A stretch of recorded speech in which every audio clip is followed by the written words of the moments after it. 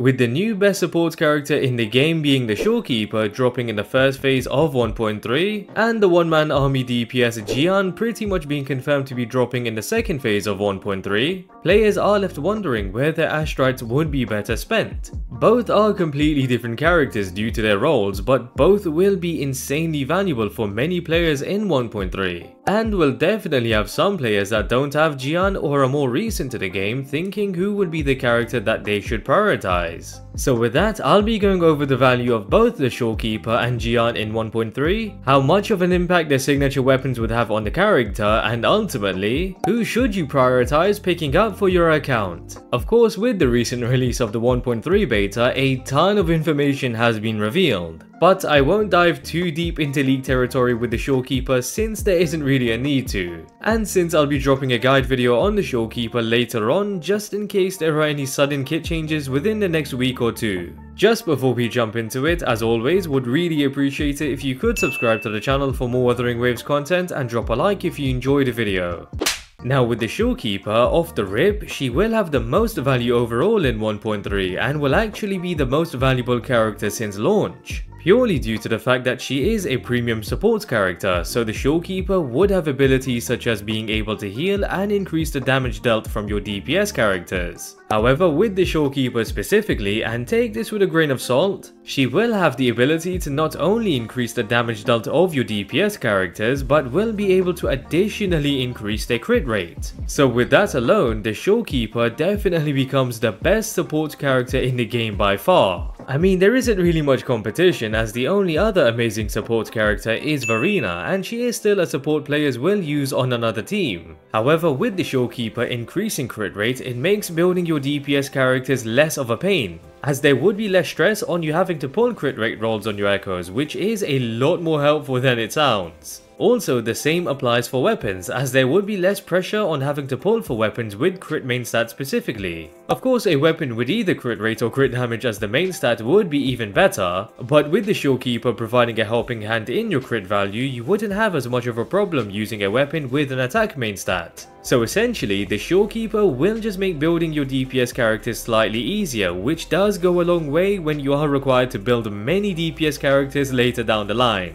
Now aside from that, the fact that the Shorekeeper will be our second true support character, being able to heal and provide damage buffs to the team along with not feeling underwhelming like Baizhi, it would be more than enough of a reason for every player in the game to pick up the Shorekeeper. Also, with Tower of Adversity, we are required to build 3 teams to clear it. So as most players would have Verina, having the Shorekeeper as well would be essential to allow for much easier clears and will definitely help those that are struggling to clear all floors. Additionally, support characters tend to not drop as often as DPS characters, since if they keep releasing newer supports with each one being better than the last, support characters would simply make the game way too easy. So with the Shorekeeper being our first premium support character, there is the chance she will likely be our only premium support character for a while. Meaning you likely wouldn't get a chance to pick up a premium support character as valuable as the Shorekeeper until her rerun banner drops. So the longevity the Shorekeeper would hold is massive, which means she will provide more value for your Ashtrites than any other character. That being said, I guess Genshin is extremely close and she does completely nuke everything to oblivion. So if you are a player with a couple of solid DPS characters already, the Shorekeeper would provide the most value for your account and will definitely be someone you should aim to pick up. With that said, if you don't have a couple of solid DPS characters on your account since you are a newer player, Jiyan will definitely be a DPS character you might want to consider picking up. Or if you are someone that really just wants Jiyan but wasn't able to pick him up on his initial release, he would still definitely be a valuable DPS character to pick up in 1.3. However, the Shorekeeper will still provide the most value since there's been multiple main DPS characters that have dropped since launch, and there will be plenty more than support characters. So as for what would be best for your account overall, the Shorekeeper would take the cake. But it's completely down to you if you want to prioritize Jiyan over the Shorekeeper, or maybe you are aiming to pull both. Either way, as for Jiyan's value in general within 1.3, he is still definitely an insane DPS character and is still in the top 3 main DPS characters in the game. Due to his unique resonance liberation allowing him to crowd control and pretty much auto parry, it does significantly help Jiyan completely ignore power creep, since even if there are stronger DPS characters such as Jinxin, the comfortability Jiyan offers alongside dealing top tier DPS would likely not be seen on another character for a while. So really, until another main DPS character drops that is able to do exactly that, Jiyan will remain to be a valuable DPS character. Especially since he is capable of clearing majority of content, which is all that really matters. Additionally, Jiyan's best team would consist of himself alongside Mortefi and Verina. So the fact that Mortefi is Jiyan's best in slot sub DPS character just makes it extremely easy to access Jiyan's high end damage dealing capabilities, as Mortefi has been on numerous banners and will continue to be on plenty more if you somehow don't have him. So unlike Jinxin and Changli's best in slot partner being Zheji and Zhang Liao's best partner being Yinlin, Jiyan's being Mortefi makes him much more free to play friendly. Also, it does leave room for even more potential for Jiyan's DPS when the upgraded version of Mortefi does release later on. So Jiyan will only get better when that character drops, and as I said, will always remain as a valuable DPS character, till someone does what he can do but better, which likely isn't going to happen for a while. Now something to just consider with Jiyan, as I mentioned, there will be plenty of DPS characters that will release shortly after his rerun banner. That would include Jinxi's rerun banner and potentially Camellya and Geshulin's banners. With Jinxi, the amount of damage she is capable of dealing makes her the best DPS character in the game by miles. So if you are a fan of dealing explosive damage with your main DPS and you would want the hardest hitting character to completely remove the difficulty of some modes, Jinxi is someone you would be better off waiting for.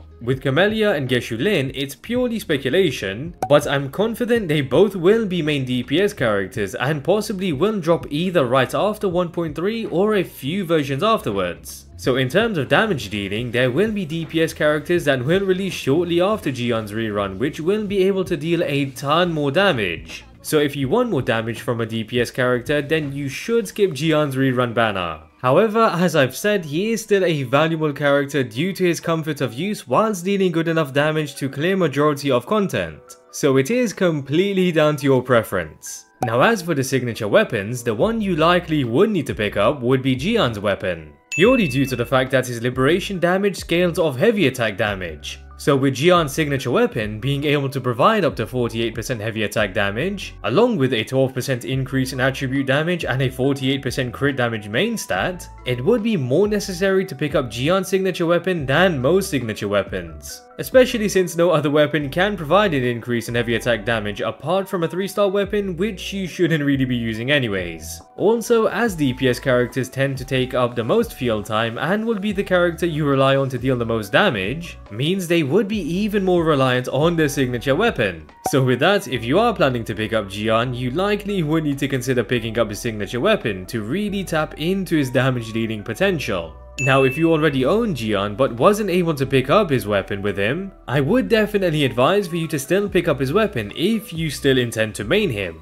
If you have your doubts and might want to switch him out soon, then it might not be the best idea to pick up his signature weapon. Other main DPS characters would still benefit massively from the huge crit damage boost and the 12% attribute damage increase, but the heavy attack damage increase is very niche and wouldn't benefit other main DPS characters anywhere near the amount it would benefit Jiyan. So that would be something to just take into consideration. Now as for the Shorekeeper signature weapon, just bear in mind that these stats could definitely change, but it provides a massive 77% energy regen main stat, increases the user's HP by 12% along with increasing the entire team's attack by 10% for 30 seconds. Now the fact that this weapon provides an attack buff to the team alone makes this an extremely valuable weapon, since it is the first weapon capable of doing so, and not only will the user of the weapon benefit, but so would the entire team.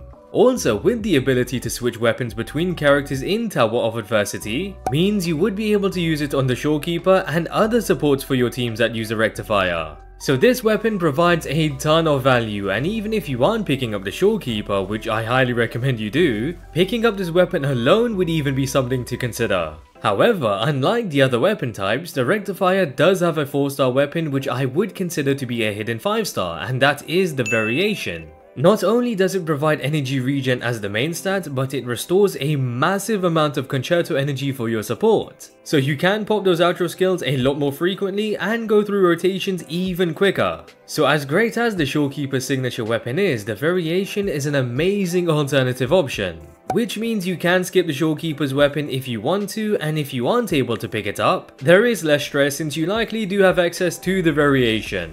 Overall, both the Shorekeeper and Jiyan hold a ton of value and will majorly benefit your account. But the Shorekeeper is going to be the character to definitely prioritize due to being our first premium support character. If you intend to pick up Jiyan, just know you likely will need to consider his signature weapon as well, as it is essential to allow him to deal those high damage dealing numbers. With the Shorekeeper's signature weapon, it will have more value long term, but since we have the variation as an alternative option, it means you can get by without it and you can plan to pick it up on the rerun.